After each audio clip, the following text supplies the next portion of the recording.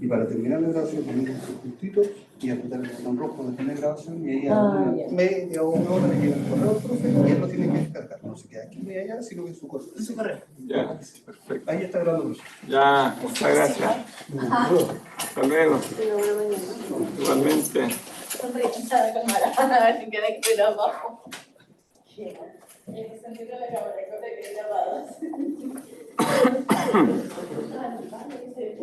Bien, vamos a pasar entonces a Aristóteles. Ese Thyssen, ¿qué significa ese Thyssen que está ahí? Pantes anthropoi, tueidena y oregon tai physei. ¿Ese? Todos los hombres. ¿Ah? No. Claro, todos los hombres. Physei sería por naturaleza. Tienen al saber. Claro, por naturaleza desean el saber, o sea, literalmente sería genitivo, del saber, desean saber. Omnes homines natura scire desiderant. Bueno, ¿qué significa esta palabra? Este título, metafísica, literalmente. Pero más allá de la naturaleza. Claro, literalmente más allá de las cosas físicas. Más allá de las cosas físicas. Generalmente se dice, o sea, en los manuales al menos se sigue diciendo que este título viene simplemente del hecho que estos libros venían después de los libros de física. O sea, que sería como que estarían ordenados después de los libros de física. Pero en realidad no es solo un asunto de orden como de libros, porque en la propia idea de Aristóteles hay efectivamente una sucesión lógica, porque primero viene lo que es como objeto de los sentidos, tiene efectivamente ya en Aristóteles este sentido de ser más allá en el sentido que nosotros usamos la palabra metafísico, o sea, más allá de lo físico, algo que va más allá de lo físico. Aunque el título como tal no lo puso Aristóteles. Probablemente es posterior, pero en el fondo refleja la idea básica, que hay una investigación que va más allá de lo físico. Nosotros varias veces subrayamos que physis originalmente indica todo el ser, o sea, la física, los filósofos se identifican con los físicos hasta Platón, podríamos decir, porque ellos hablan de physis en el sentido de ser en general, ¿no?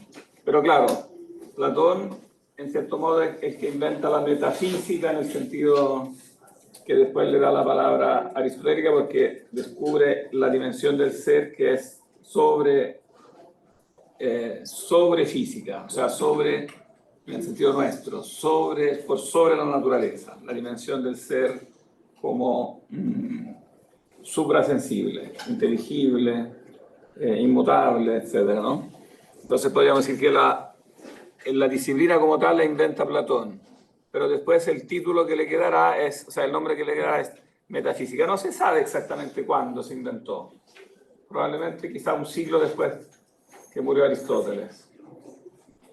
Y bueno, el libro como tal también se publicó bastante después de la muerte de Aristóteles, probablemente también, o sea, con el mismo libro se publicó como unos 100 años después de la muerte de Aristóteles. Aristóteles publicó diálogos, pero no publicó las obras que nosotros conocemos. O sea, en la antigüedad se conocían las obras que él publicó, pero nosotros esas las hemos perdido todas, y en cambio se han conservado las que no publicó, efectivamente no se sabe bien por qué, qué pasó con eso. Lo que se sabe sí es que son obras escritas dentro de la escuela, o sea, en el fondo son obras esotéricas, ¿no? Bueno, de ahí nace esa como denominación esotérica y exotérica. Las obras exotéricas son para la publicación y las esotéricas son, en el fondo son apuntes de cursos, son el curso que él hacía. Probablemente él redactaba así como un borrador, y después lo releía y ahí alguien lo pasaba en limpio. disculpe que le haga volver sobre lo que estábamos viendo ayer, pero la solución que se había dado porque las ideas no podían ser entes de realidad, según usted había dicho, tenían que ser entes de razón. Claro, claro, tenían que ser entes de razón y por lo tanto... ¿Qué voy a hacer ahora? Parece que había dicho que iba a ser un dibujito. Ah, verdad, se me olvidó el dibujito, hagamos el dibujito. ¿Verdad? Con colores, había dicho. No, claro, yo pensaba hacerlo con el computador para ponerle colores, pero... Bueno, ahora quizás ahora podemos hacer un esbozo y si alguien de ustedes se siente inspirado artísticamente, lo puede pasar al computador y ponerle como colores más bonitos. Pero sí, hagamos, ya que me lo recordaste, hagamos el esquemita ese. Va. No tengo idea de dónde puse los plumones, ¿eh?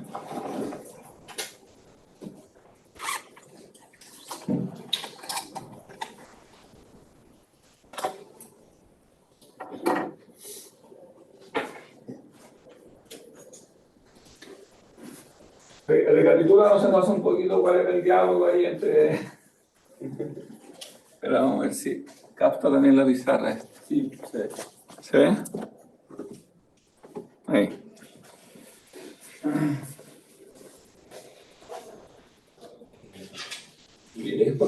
¿Cómo? Sin leerlo. ¿Cómo recuerdas que era? Como parte del discurso. Ya, que hablaba de que las ideas tratan de captar lo común, lo que tienen de común cosas distintas. Por ejemplo, lo grande, entre muchas cosas grandes, ¿cuál era la esencia de lo grande? ¿Cuál era? Claro, como en el fondo la característica común entre muchos seres, como en la multiplicidad de los seres sensibles, ¿no? Entonces, el concepto, claro, capta un carácter común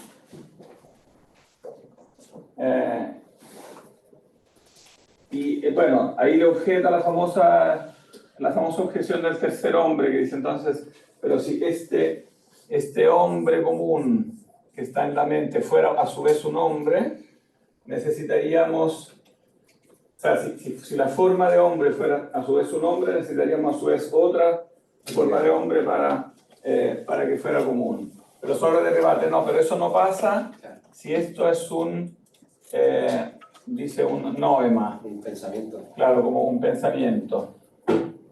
Entonces, que sería lo que nosotros llamaríamos el concepto.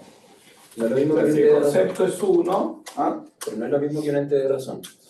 Sí, es lo mismo que un ente de razón. O sea, en el fondo es el predicado. El predicado hombre es el concepto, o sea, lo que uno predica de todos los hombres es un único concepto, que es uno siendo predicado de muchos.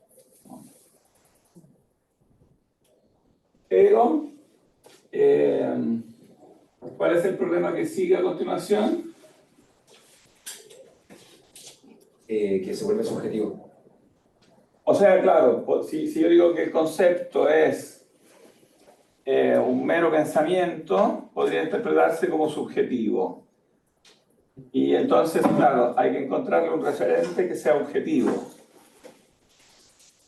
Y no basta con decir que el referente son los hombres concretos, porque el referente del concepto no son solo los hombres concretos, sino que es en particular eso que tienen en común. Entonces, eso que tienen en común, Sócrates rebate que tiene que ser, o sea, tiene que, para que tenga sentido el concepto en el alma, dice noema ente psyche. Ellos no lo tienen que sacar de otra parte. Claro, en el fondo tiene que estar en la realidad, tiene que estar en la realidad, ente physei. Tiene que haber un paradigma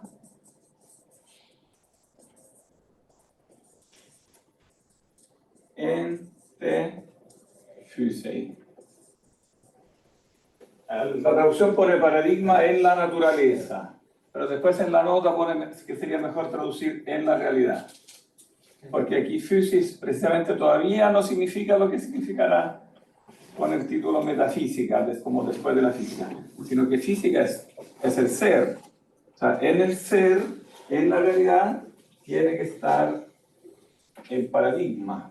O sea, para que de aquí, en el fondo, porque el movimiento de los hombres particulares al concepto es un movimiento a posteriori, pero eso implica que en el origen esté algo uno y que este algo unitario sea algo que realmente está en los entes sensibles, en los entes reales, o sea, realmente está en los entes, pero no puede ser algo real, porque, bueno, de hecho Parménides rebate de nuevo avanzando la objeción del tercer hombre, porque dice, si tú dices que hay una forma en la naturaleza que es modelo, no, un eidos, que es modelo, entonces de nuevo se produce el problema del tercer hombre, porque ¿qué hace que este hombre en sí, este sería como el hombre en sí?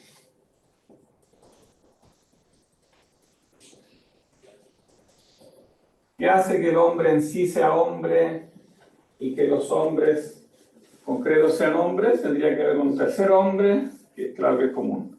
Pero eso nuevamente la respuesta, Sócrates no sabe cómo darle respuesta a eso. Pero la respuesta evidentemente es la misma. Tiene que ser concebido como un ente de razón. Porque en el fondo no puede ser un ente real de lo cual se predique el ser hombre. Tiene que ser el propio predicado ser hombre. Y así se evita el problema del tercer hombre, porque ya ese mismo es el predicado. Eso es lo que es uno detrás de lo múltiple, que es uno, que es como en, para, ta, por la. O sea, el uno más allá o al margen de los muchos. Y ayer dijimos, bueno, aquí no está la solución, finalmente, pero se entrevé, porque en el fondo si esto es un ente de razón, entonces finalmente ¿cuál será la solución? O sea, si la forma es un ente de razón y no es un ente real, entonces no puede ella subsistir por sí misma, y entonces tiene que, últimamente, ¿cuál es la solución que mencionamos ayer? ¿Se acuerdan? Alguien que la piensa. ¿Cómo? Alguien que la piensa. Claro, tiene que haber alguien que la piensa, y este alguien, Pero tiene que ser Dios. claro, tiene que ser Dios. ¿Por qué tiene que ser Dios? Porque si no será subjetivo. Porque es un ser eminente que puede garantizar la objetividad. Porque Dios, claro, porque ¿quién es Dios? ¿O qué es Dios? Todas las perfecciones. ¿Eh? ¿Cómo? El ente productor. Claro, en el fondo es la causa primera. Es la causa primera. Pero en Platón se puede hablar así. ¿Ah? En Platón se puede hablar de causa. O sea, definir a Dios así. Sí, claro. O sea, de hecho, él es quien inventa esto. Ya. Claro, él, digamos, puede decirse que él es el inventor de la teología en el sentido más como sistemático, digamos, de la teología racional. ¿En qué libro usted me había dicho que se hablaba de eso? ¿En el Timeo menor? Claro, el libro donde se desarrolla eso ampliamente es el Timeo. Claro. Igual se habla de eso ya en la República. Aparece el demiurgo, ¿no? el dios que... Ya, sí. que Yo me refería a la terminología de causal, como aristotélica, de causa primera, causa... sí, aparece ya en el Timeo. Ya. Claro. En el Timeo se habla de la causa primera versus las causas segundas. Se dice prote aitía y deutera aitía. Claro, pero el concepto ya está en el Fedón. Cuando está la famosa autobiografía de Sócrates, ¿no? Que dice, yo buscaba las causas de las cosas naturales, ¿no? Pero finalmente estas causas de las cosas naturales no eran satisfactorias. Y finalmente me encontré con Anaxágoras, que decía que la causa de todo es la inteligencia. Y eso como que me dio una pista. Pero Anaxágoras tampoco era del todo coherente. Entonces, En el fondo dice, ahí yo emprendí mi segunda navegación, Deuteros Plus. ¿Se acuerdan de esa expresión, no? Ustedes leyeron esa parte, pero ¿no? ¿Por qué? ¿Qué significa eso del Deuteros Plus? De la segunda navegación. ¿Por qué segunda navegación? En el sentido de que una segunda navegación, una segunda búsqueda, en alguna medida. ¿Pero por qué segunda? ¿En qué sentido? De que ya no son las cosas físicas, sino sería como el mundo inteligible.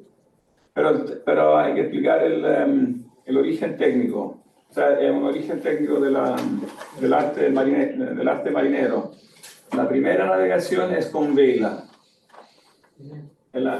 Pero si no hay viento, entonces hay que remar. La segunda navegación es con remo. La navegación con remo es lenta, pero segura. Es lenta, pero segura. En el fondo, claro, la ciencia empírica parece que da resultados muy rápidos, pero finalmente es insegura. La observación de la naturaleza es como siempre como hipotética. Pero la segunda navegación es segura porque va como a la causa primera. Entonces es una ciencia en el sentido más exacto de la palabra, una ciencia exacta, diríamos. Porque le envía a las que son los primeros principios que en el fondo son los que son más evidentes. Entonces es una ciencia que gira en torno a cosas más seguras, ¿no? Entonces es una búsqueda que parece como que no dice mucho, porque materialmente digamos, uno lo podría reducir, de hecho se reduce, o sea, se puede reducir en 5 líneas, ¿no? Es poco si tú lo pesas materialmente, ¿no? Pero lo que dice es muy pesado, porque va al principio mismo de la realidad, y por lo tanto es una ciencia más segura, más exacta, es más ciencia. Es más, Platón dice, lo único que merece el nombre de ciencia, mientras que la ciencia empírica, la búsqueda natural que hacían los antiguos en el fondo era doxa, era opinión, era hipótesis, ¿no? Hipótesis razonable o racional, pero no ciencia en el sentido estricto de la palabra, ¿no?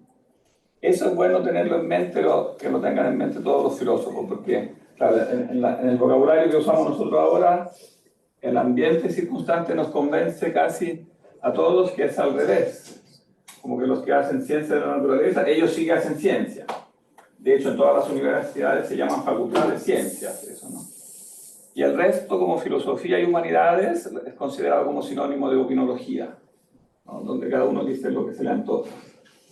Y bueno, también pasa un poco eso, pero en sí, ¿por qué pasa eso?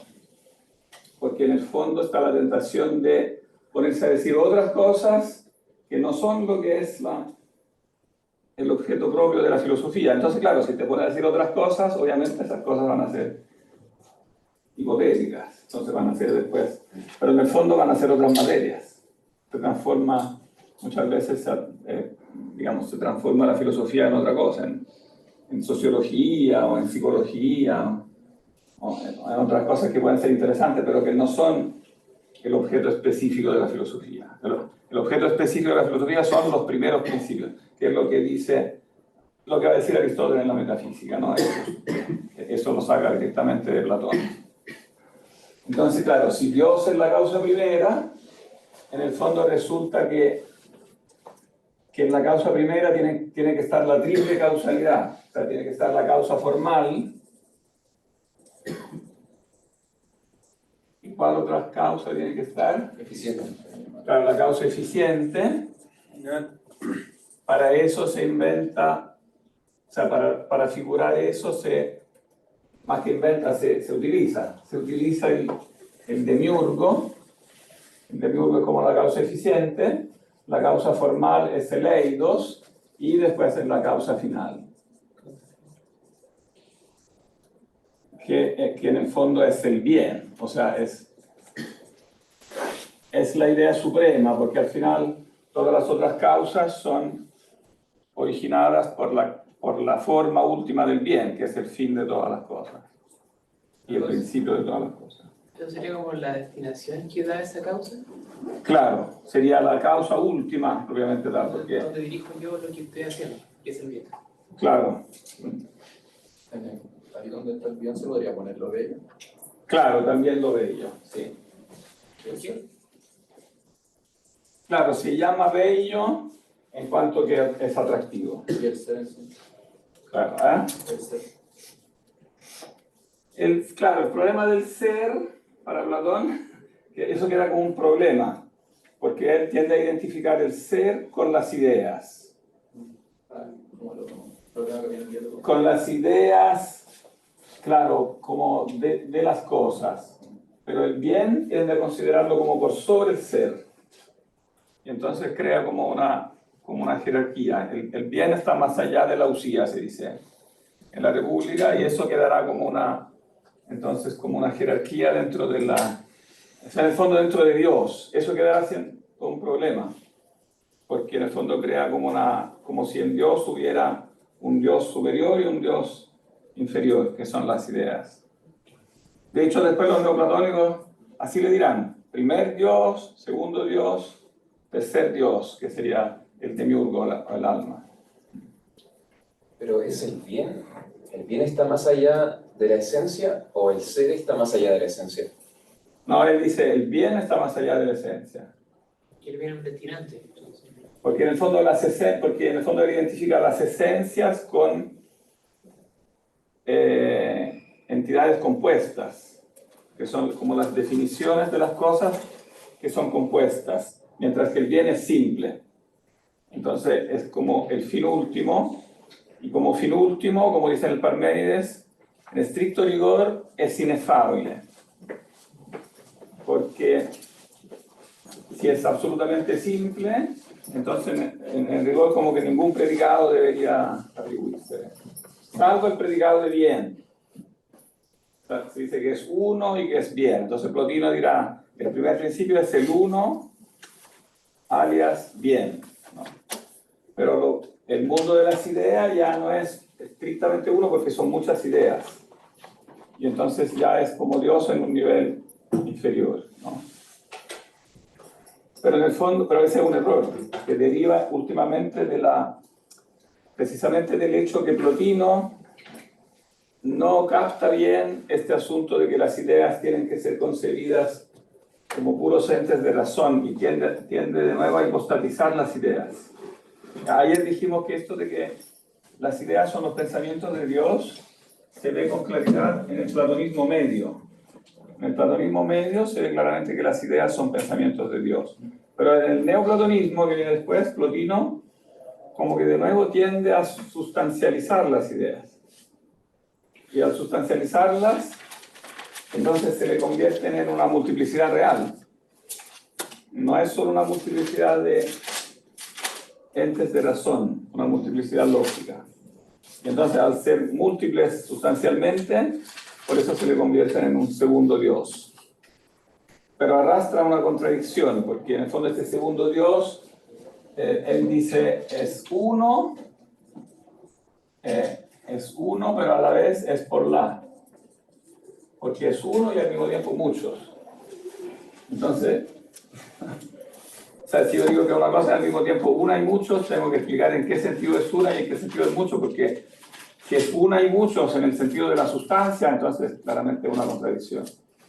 Solo puede ser una y muchos si es una según la sustancia, pero muchos según los respectos lógicos, son muchos respectos lógicos, ¿no? Pero las entidades lógicas se combinan entre sí de un modo diferente a las entidades reales. Las entidades lógicas no son realmente entidades diferentes, son como que están unas dentro de la otra, como que se comprenden las unas en las otras, no son como separadas. Pero este tenía una consulta, o sea, que bueno, justo como con respecto a esto. Te pido un favor, me cierras ahí que no logro, va a ser difícil, que quizás corre un poquito la tele porque si no... ¿Qué decía? Que me complica la idea como de que, o sea, si entendemos como que como que ya, por ejemplo, la idea son pensamientos de Dios y todo,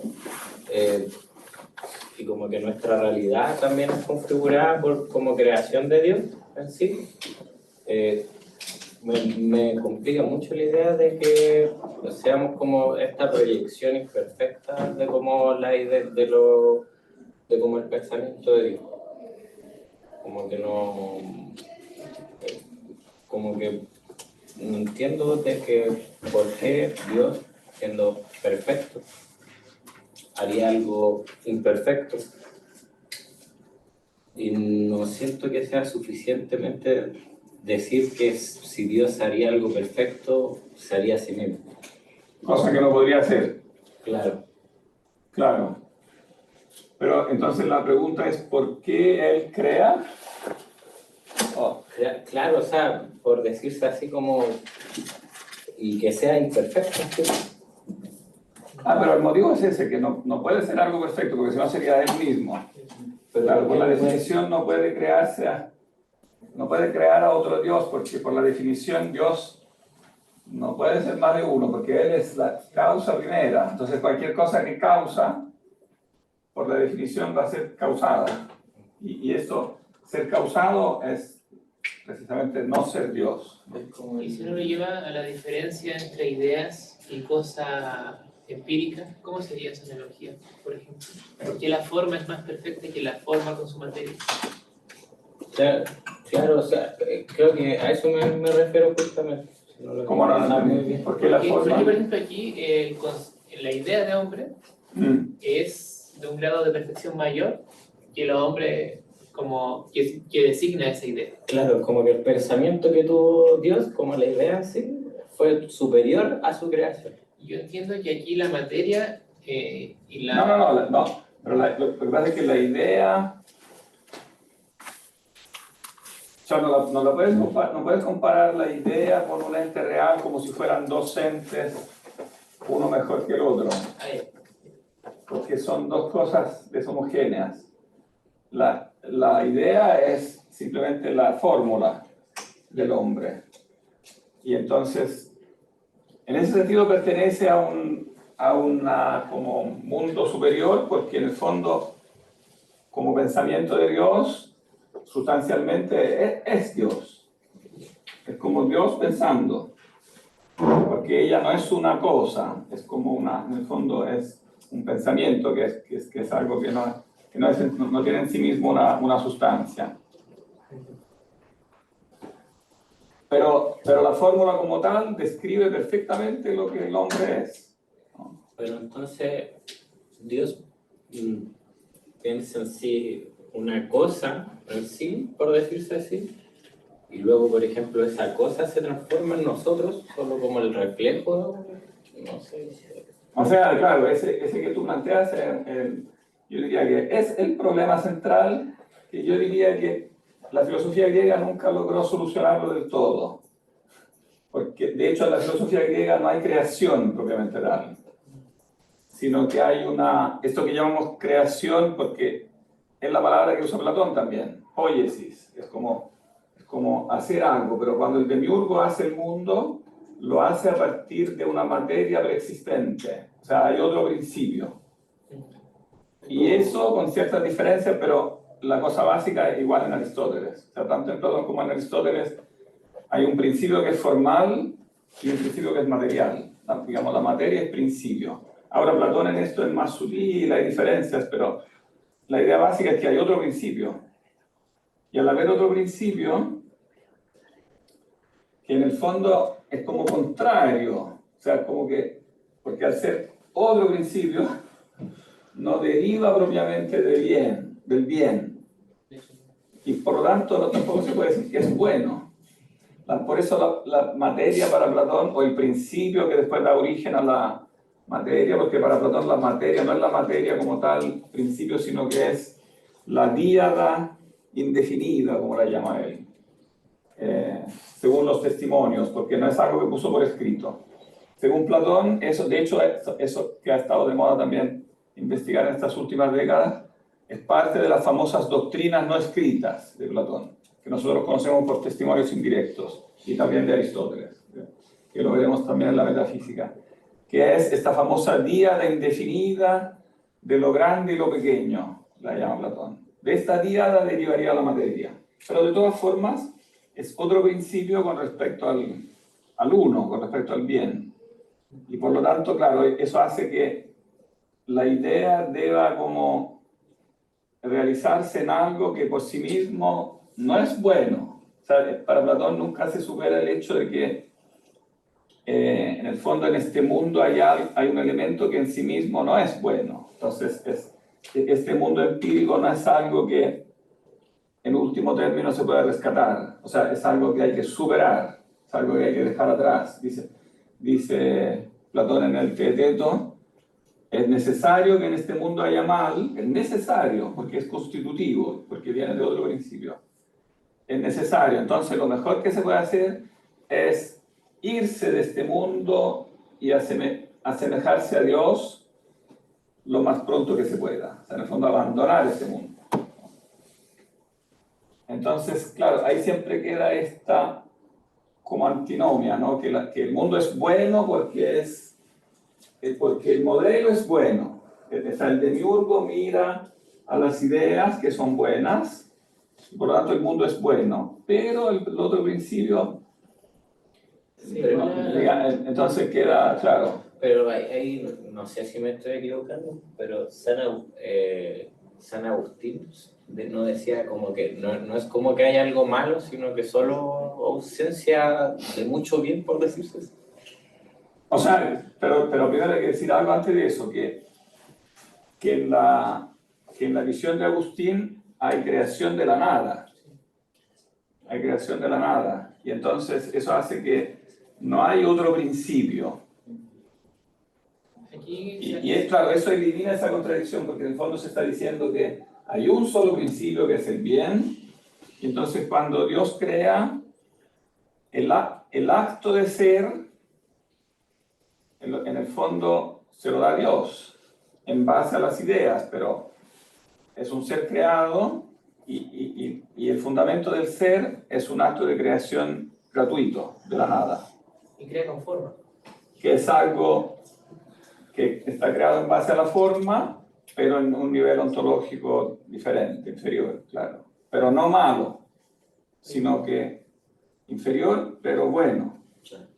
Claro, y en ese sentido no existe. Es curioso porque la fórmula como tal, que el mal no es sustancia, sino carencia, Agustín la toma de los platónicos. Pero resulta que en el platonismo la fórmula no se aplicaba de un modo coherente. Porque aunque los platónicos decían que el mal no es sustancia, sino que es carencia, pero igual ellos admitían que había algo de sustancia en el mal, porque había otro principio. O sea, si venía de otro principio, eso de algún modo, aunque no quisieran, sustancializaba el mal y hacía que repito, que este mundo en definitiva no fuera rescatable. Y junto con este mundo, en el fondo, no fueran rescatables las propias individualidades personales. Porque en el fondo las almas en el neoplatonismo terminan siendo concebidas como emanaciones de Dios que finalmente después se reabsorben en Dios. Y entonces, salvarse, la salvación para los neoplatónicos es reabsorberse en Dios. Pero claro, es una salvación que no, desde el punto de vista de la persona individual, no es una perspectiva muy, como que, porque en el fondo es la anulación de la persona como individual. De hecho, Agustín eso lo criticará fuertemente. Dirá, bueno, esto en el fondo, esto que ustedes plantean, al final, porque ustedes hablan de la causa final, del fin, que todo tiene un fin, pero si ustedes lo plantean de forma tal que el fin de todo es reabsorberse en Dios, entonces yo les pregunto, ¿y entonces para qué salir de Dios si después el fin era reabsorberse? Mejor Dios se quedaba como estaba. Digamos, ¿para qué hacer todo eso si finalmente se elimina la propia idea de causa final? Porque ¿cuál es la causa final de la creación si el fin de todo es simplemente la vuelta al uno? Como la epistrofé, la reabsorción en el uno. Para que la creación tenga sentido, tiene que ser algo en sí bueno, que por lo tanto Dios lo quiere por sí, no para que se reabsorba en él, porque ¿para qué haría eso? Si uno busca una respuesta teológica, sería como para redimir el mundo indeterminado, inmaterial. ¿Cómo? Redimir el mundo material o inmaterial. O sea, la materia indeterminada, que es sustrato de algo que no es bueno, eso aplicarle una forma y poder que participe de algo superior. Eso sería algo bueno, no sería algo malo en ese sentido. Pero si después el fin de eso es liberarse de eso, Hay que pues el fin es liberarse de este mundo para subir a Dios, entonces sería lo mismo. Si no lo ve una perspectiva individual, sí. claro, entonces ese es el problema. Y digamos, la creación para poder ser concebida como algo bueno, tiene que llegarse a este concepto de creación de la nada. Pero la filosofía griega no llegó a eso. Eso parece fácil, pero no es fácil, porque no es intuitivo. O sea, creación de la nada, ya imaginarse eso es como contraintuitivo. Cuando uno imagina creación, siempre imagina que, como por analogía de una materia que existe, que es a la manera del demiurgo, del artesano humano, es ordenada, es formada, pero que algo se cree de la nada es contraintuitivo, no es imaginable de partida, porque hay que imaginarse algo que supera, sea un concepto que supera la imaginación. Claro. Pero es la única solución. De hecho, como lo que decía, como de lo individual, de hecho creo que tiene hasta más sentido como la creación, como así por decirse que Dios crea diferentes personas, no a partir de un concepto persona, sino de como un concepto individual, porque así como que ya, o sea, como que se podría decir en sí que como que está como justificado de que todas las personas fueran diferentes. Porque si no, creo que tampoco tendría sentido que todas las experiencias fueran diferentes también. O sea, son diferentes, pero dentro de la misma como especie, dentro del mismo eidos. O sea, hay una fórmula que es la fórmula del ser humano, pero que se aplica a cada ser humano, se concretiza en cada uno de un modo diferente, que hace que por lo tanto el individuo como tal es propiamente fin en la creación. El fin no es la especie. La especie es, por decirlo así, el medio, o sea, como el modelo en base al cual están hechos los individuos, pero el fin como tal es el individuo, en la creación propiamente tal, ¿no? Pero en la creación platónica eso no puede ser, porque si el individuo es como la encarnación en una materia que es mala, entonces más bien es la liberación como de lo particular para volver a lo... Porque lo particular se considera como de algún modo inferior, ¿no? Entonces, en este contexto, en esta discusión, por lo menos en la perspectiva ya en platónica media, neoplatónica en adelante, se concibe la idea de hombre, la fórmula del hombre, distinta como la idea del alma, porque si se habla de un dualismo, la idea puede referir, por ejemplo, al cuerpo, pero el alma es otra cosa, entendiendo dentro de este contexto que es propiamente dualista. No entendí la pregunta. ¿Cuál es la pregunta? De que la idea de hombre, de la fórmula de la materialidad, refiere a lo que vendría a ser el cuerpo propiamente tal. Pero lo que vendría a ser la idea de alma es otra cosa, porque estamos en un contexto dualista, ¿no? Nunca habla realmente de idea del alma. Pero sé que, no sé si en el medio, el platonismo medio, en el neoplatonismo se añade eso. O sea, lo que sí se añade son las ideas de los individuos.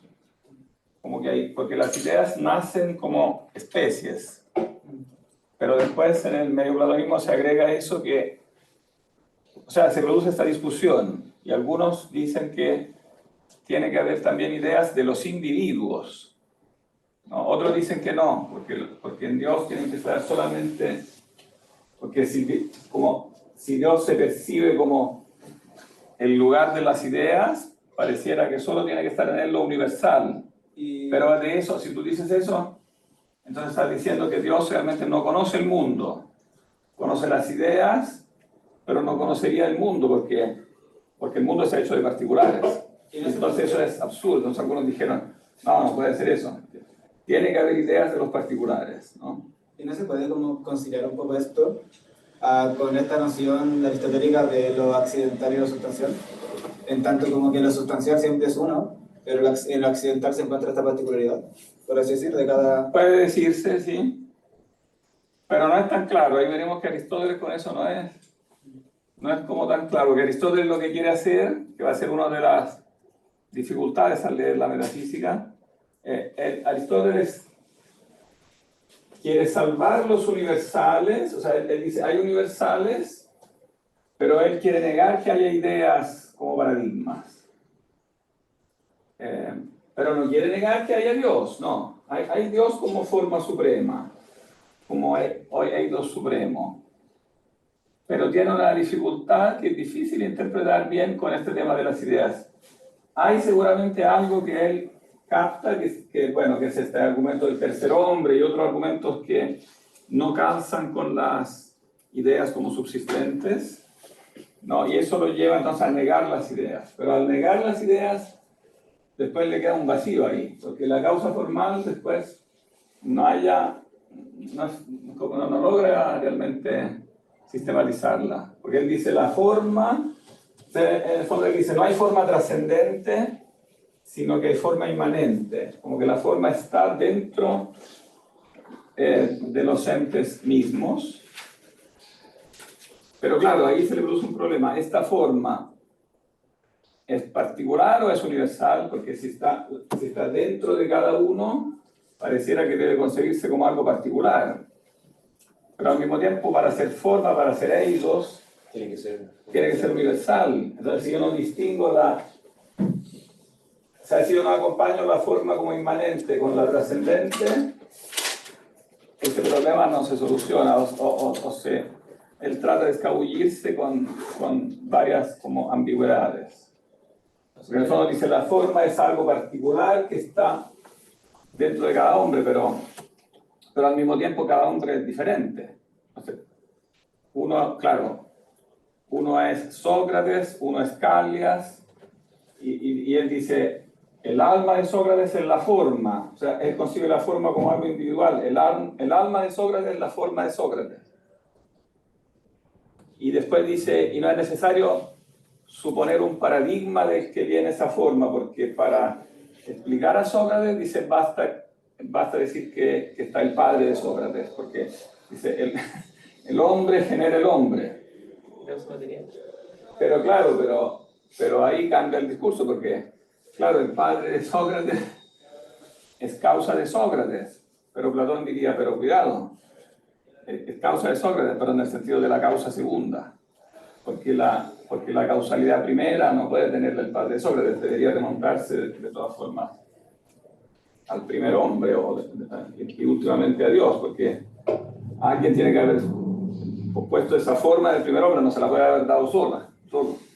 Entonces, porque el mismo Aristóteles, mientras quiere que la forma sea inmanente, también él sabe que la forma no se genera.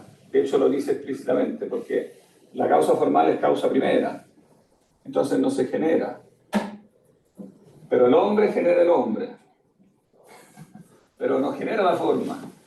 Entonces, lo que hace es transmitir la forma, transmite la forma del hombre.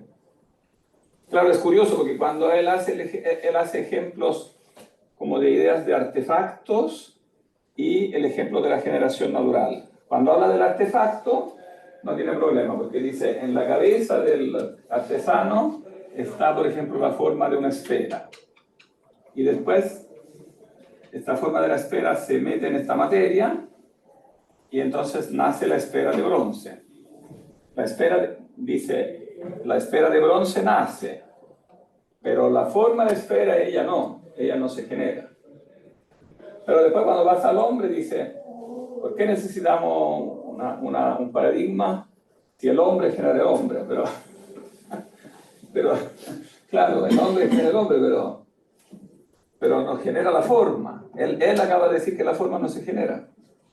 Entonces, si yo digo origen del hombre, tengo que efectivamente, digamos, esto de recurrir al paradigma trascendente es una necesidad lógica. Si tú tratas de eliminarla, te quedan contradicciones. ¿No es parecido a lo que usted decía de que no hay creación de la nada? Entonces, él supondría la forma como siempre existente y solo transmitible. Claro, la supone como siempre existente. Y claro, de hecho eso lo empuja a decir que el mundo es eterno. Claro, a diferencia de Platón, que dice que el demiurgo lo crea, aunque no lo crea de la nada, pero lo crea. En cambio, Aristóteles dice que el mundo es eterno. De hecho, lo dice cuando habla de Dios. En el último, o sea, en el libro 12 de la Metafísica dice que el mundo es eterno, pero no se preocupa, como que no entra mucho en detalle, pero dice es eterno. Claro. Y no habla de creación. Nunca habla de creación, a pesar de que también en Aristóteles queda en el fondo esta idea que tiene que haber una sustancia primera, que es forma pura, que es acto puro, que es separada de la materia, y en algún sentido es causa de todo, pero nunca se sabe bien cómo es causa de todo. O sea, nunca llega a decir, crea el mundo, o sea, como que piensa el mundo y lo crea, como que están los elementos. Es bien curioso porque están todos los elementos de la filosofía de Platón, pero como que falta ensamblarlos. Como que él nunca, porque yo creo, mi sospecha es que en el fondo si él lo ensamblaba se notaba demasiado que era todo sacado de Platón, y lo que él quería hacer era diferenciarse. No sé. Pero cuando habla de los elementos por separado, uno dice, ¿de dónde sacó esto? De Platón. O sea, cada uno de los elementos está sacado. ¿De dónde está sacado el eidos? ¿No? ¿De dónde está sacado que hay un bien? Porque ¿quién es Dios para Aristóteles al final? Es lo mismo, es el bien. Ahora, lo que sí, el progreso que hace cuando habla de Dios en el libro 12 es no separarlo del ser. O sea, no está esta desconexión entre ser y bien que hay en Platón, como que lo unifica. O sea, Dios tiene que ser un único principio que al mismo tiempo piensa y es pensado, y que por lo tanto es bueno y es inteligible. O sea, como que ese es un punto importante, porque es la unificación, en el fondo, muestra la unificación de los principios trascendentales que caracterizan el primer principio y que tienen que estar en un mismo ser, no pueden ser como jerarquizados, como si uno fuera un dios y otro un dios inferior. No, ese que era un defecto del platonismo, eso sí lo corrige. Pero si uno le pregunta, ¿y acaso Dios piensa el mundo? Esa pregunta la escabulla, ¿no? Nunca dice eso. Entonces, claro, por eso dice, Dios se piensa a sí mismo. Nunca dice piensa las ideas que... Uno le pregunta, ¿pero de qué otra forma puede ser? No, hay como que... Pero una especie de reticencia que tiene. Pregunta un poquito fuera de esto. ¿En qué diálogo Platón critica la inmovilidad de las ideas? Bueno, eso lo vimos en clase, ¿no recuerdo? ¿En el sofista? ¿Ah? Claro, en el sofista. Claro, y yo creo que ese también es un punto que a Aristóteles le hacía dificultad.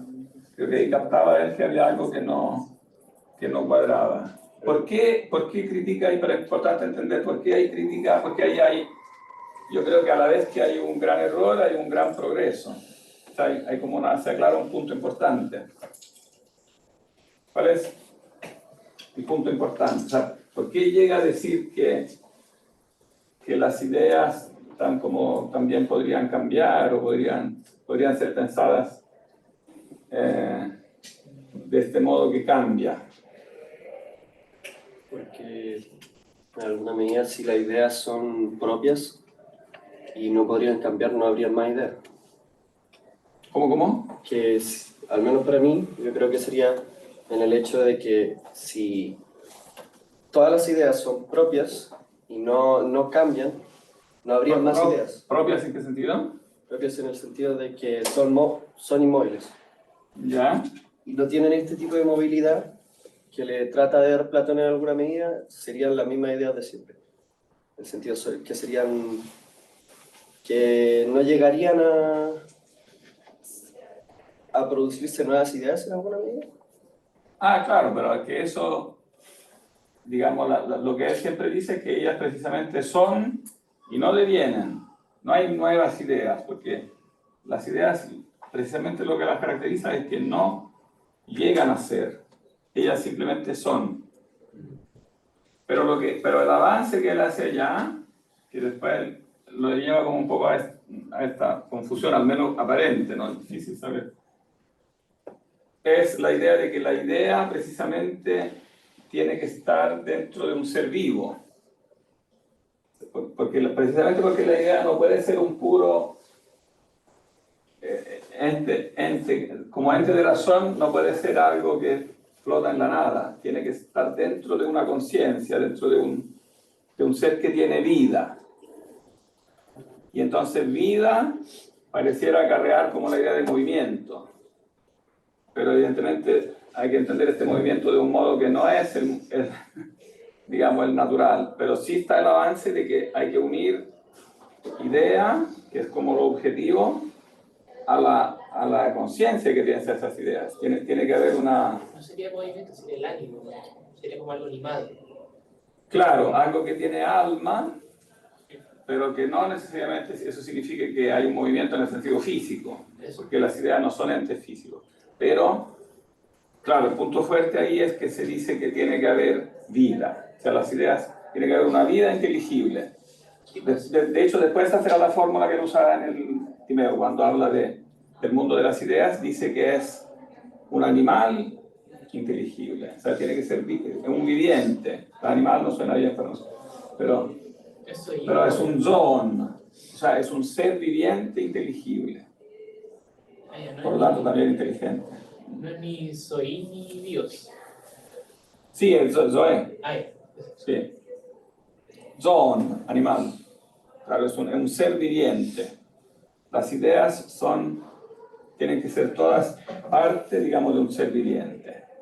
Entonces, ese es el punto clave que dice ahí en el sofista. Pero el hecho de que las ideas puedan cambiar, eso es una cosa que dice ahí, pero que, claro, es difícil de interpretar porque en todo el resto de los diálogos lo niega y efectivamente sigue siendo un punto firme que eso es también una necesidad ontológica de las ideas que no sean parte del mundo natural que cambia, porque son el punto firme en base al cual el movimiento natural se explica, tiene su razón de ser. Pero si ellas mismas cambiaran, entonces no habría punto de referencia. Tú dices que las cosas cambian, claro, porque tienen un fin. Lo que él mismo es el fin no puede a su vez cambiar, porque si no, claro, no tiene el punto de referencia. De hecho, eso es lo que dice, hay una frasecita del Parménides que ayer no leímos, pero que vale la pena leer, porque después de presentar todas estas dudas en contra de la doctrina de las ideas, la del tercer hombre, después otra que viene después, finalmente él termina diciendo en el Parménides, y ahora esto se apagó, no sé si tenemos el Parménides en la...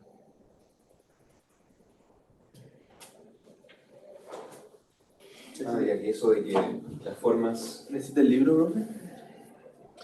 No, lo vamos a abrir acá, porque no sé si lo teníamos en el computador, pero lo vamos a abrir. Sí lo teníamos. Profe, Uh-huh. eso de que cuán grande es la dificultad que surge si se caracteriza las formas como siendo en sí y por sí. Claro, pero después de plantear la dificultad, ahí dice algo importante, porque dice...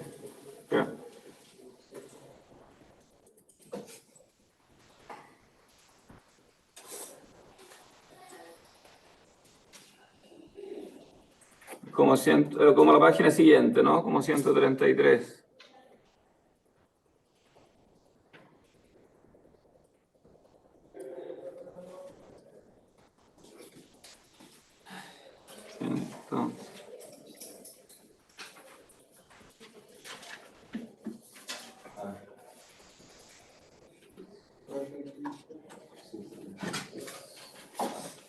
Acá.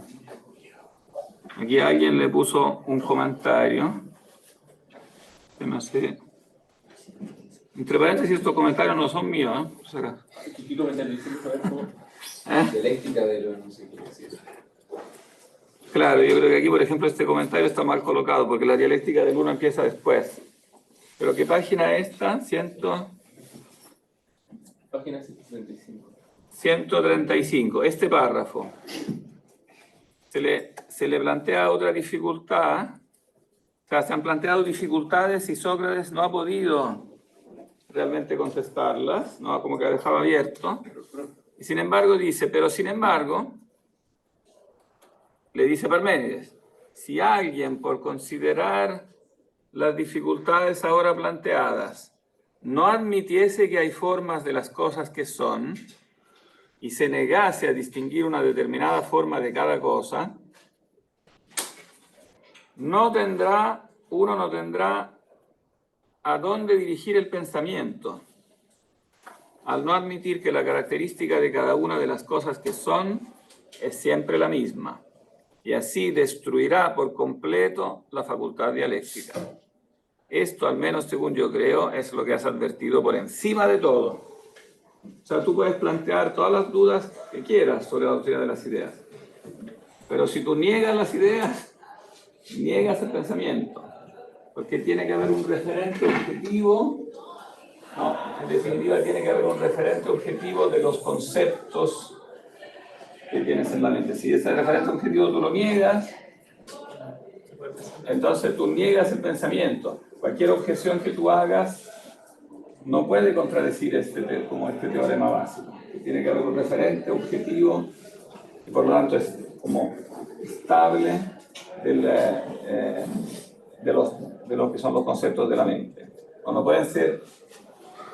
pueden concebirse como una mera como creación subjetiva. Tienen que ser objetivos, pero no en el sentido del objeto material. Objetivo en el sentido de lo que le da estructura a las cosas.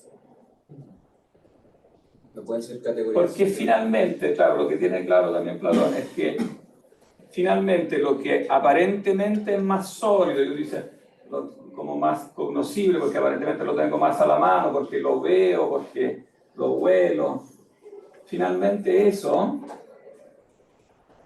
no es lo que realmente conozco más, porque lo que yo conozco es como el modelo inteligible que reconozco detrás de eso. Es la forma al final.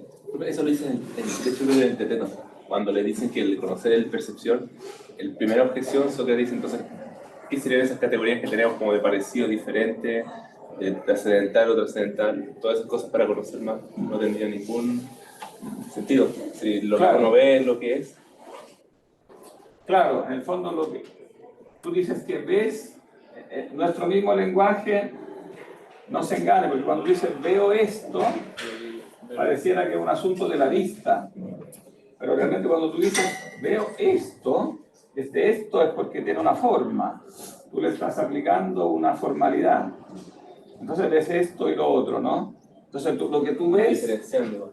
es realmente lo que piensas, o sea, ver realmente es pensar, digamos, y el contacto con el ser, creo que lo dice también en el Teteto, es el contacto con el eidos, no es el contacto. Nosotros creemos que el contacto con el ser es esto, pero realmente los sentidos son como un medio, pero el contacto con el ser es el contacto de la mente, como con la esencia que está detrás de la cosa. Eso es lo cognoscible, en definitiva.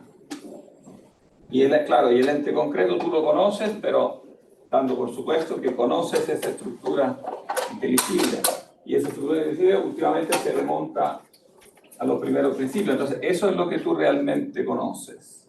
Conoces de un modo directo, ¿no? Lo otro lo conoces de un modo indirecto. Lo que parece más conocible en realidad es conocido de un modo indirecto. Lo que tú conoces es la estructura de la mente. Entonces, no puedes destruir la teoría de las ideas. O sea, si encuentras algo que no funciona, tienes que corregir eso que no funciona.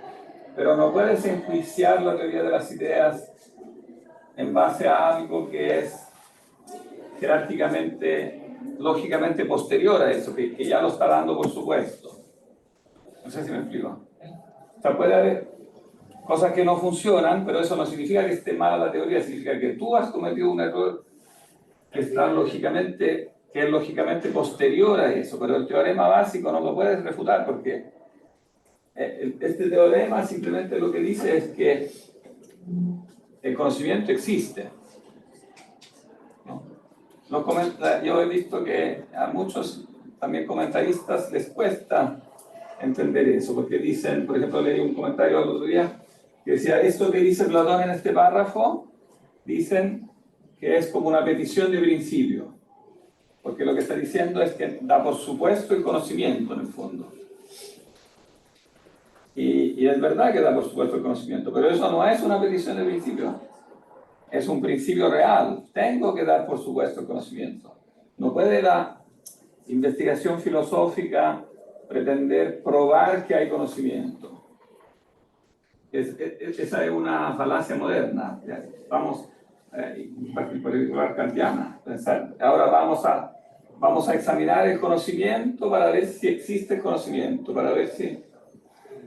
Vamos a criticar el conocimiento.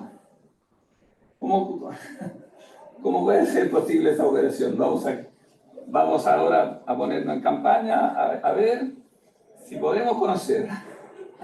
Para tú poder iniciar esa acción, tienes que primero dar por supuesto que puedes conocer. Porque tú pretendes dar un juicio sobre el conocimiento mismo. ¿Y cómo puedes darlo si primero no vas conociendo? Porque el propio planteamiento de la pregunta presupone que tú ya conoces. Entonces, cuando tú criticas el conocimiento, digamos, la verdadera crítica del conocimiento no puede consistir en probar que existe el conocimiento. Lo único que puede hacer es examinar cómo es, pero no decidir si existe o no existe. Tú no puedes probar si existe o no existe la verdad. Porque es como decir, voy a ver si es verdad que existe la verdad. Pero entonces tú ya la estás presuponiendo, tú ya estás diciendo existe la verdad y por lo tanto tiene que haber algo que es verdadero.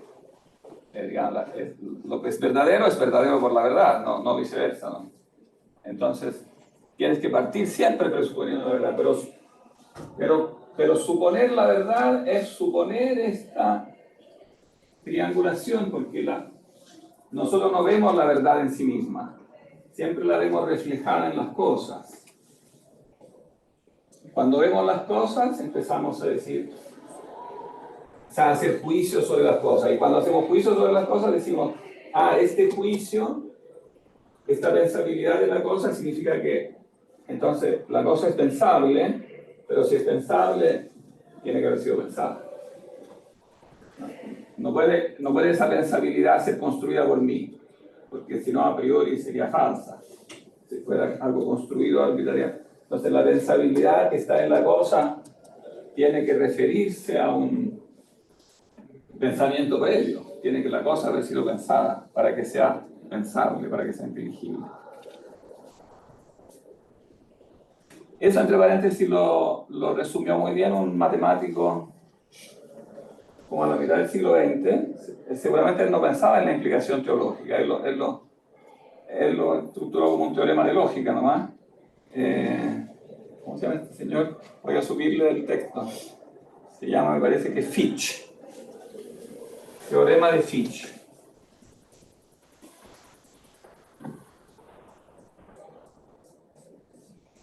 Creo que hay otro autor que después lo complementó, que no me acuerdo. Donde él demostró esto, que cuando tú dices que algo es pensable, como en forma potencial, tú dices algo es pensable, tú puedes demostrar por lógica que pensable ya supone que algo es pensado. Si algo es pensable, es siempre actualmente también pensado. No puede ser algo meramente como pensable, como si fuera potencial. O sea, es pensable por mí, en el sentido que es, puede que yo no lo piense. Cuando yo llego al ser, llego a pensarlo. Pero una vez que pienso eso y digo que eso es pensable, de eso se deduce que es siempre actualmente pensado. O sea, que lo que es pensable siempre está en contacto con un pensamiento, porque es originado, porque el pensamiento es su origen. Es originado, algo pensable es originado por el pensamiento. Y entonces hay una contradicción en decir que algo es pensable pero no es pensado. Le voy a mandar el teoremita, porque así practican con los símbolos de la lógica. ¿Ustedes tienen lógica? Sí. Ahora, así. Al final no leímos ni una línea, o más bien dicho, sí, una línea de la metafísica, pero igual pelamos un poco a Aristóteles. Profesor, es noema. ¿Eh?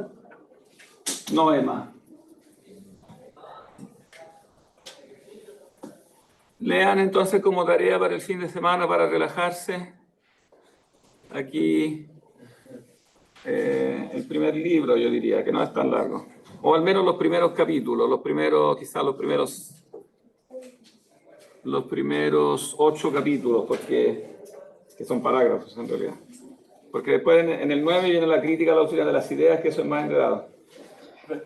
Ahí supone que Sócrates estaba joven, ¿verdad? ¿Cómo? Supone que Sócrates era como más joven, más inexperto, ¿no es cierto? En el Parménides.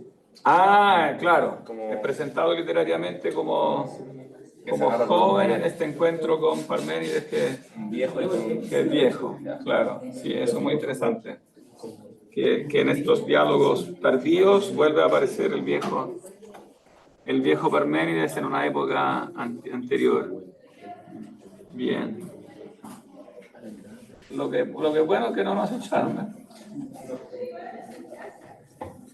De la lista. Ah, la lista. Ahí la encontré, bueno.